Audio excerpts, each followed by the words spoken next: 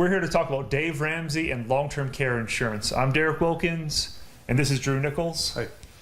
Drew, so tell us, what does Dave Ramsey think about long-term care insurance?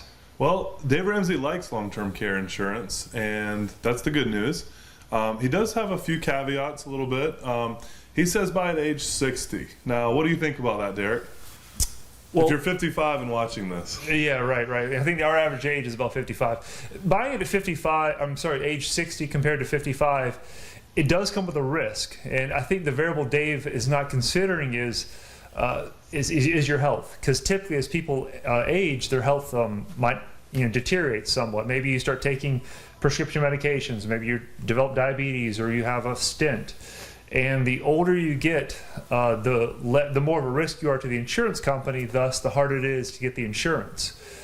Now, the reason why he says 60 is because once you reach age 60, the chance of needing long-term care increases year by year.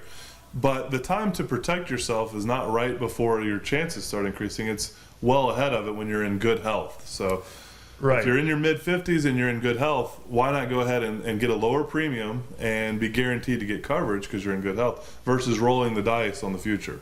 Yeah, exactly.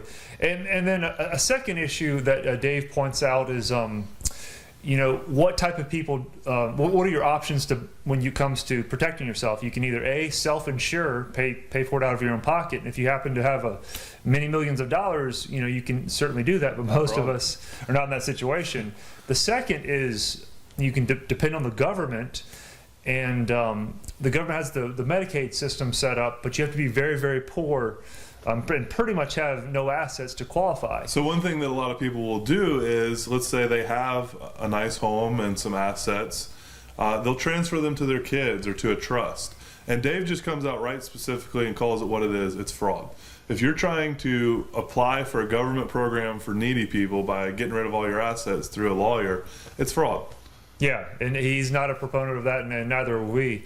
And then the third option is to buy long-term care insurance, which we're a big proponent of for the right type of a person. I mean, it's not for everybody. No. Again, if you don't have any assets to protect, you don't need long-term care insurance. And we draw that line at about $75,000. If you have assets below $75,000, there may be other programs for you. Maybe. Yeah.